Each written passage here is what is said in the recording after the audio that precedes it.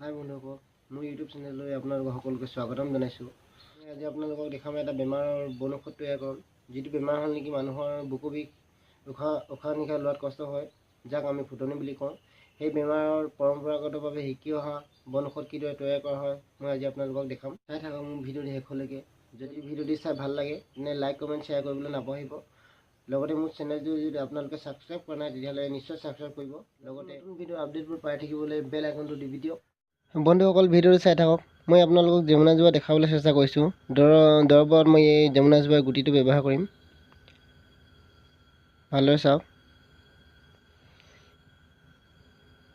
মই এটা কথা কৈ লওঁ, যমুনা জোপাৰ পকা গুটিটো আপোনালোকে ব্যৱহাৰ কৰিবলৈ চাব, যদিহে আপুনি দৰৱটো বনাবলৈ বিচাৰে।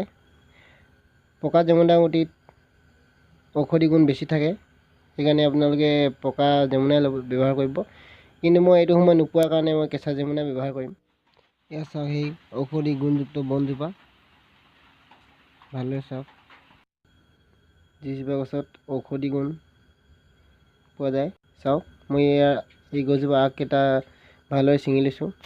আৰু এটা কথা বন্ধু, এইজোপা গছ কিন্তু সেই বনৌষধিজোপাৰ নিচিনাই। এইজোপা কিন্তু সেই বনৌষধজোপা নহয়, সেইকাৰণে আপোনালোকক দেখাবলৈ চেষ্টা কৰিছোঁ মই।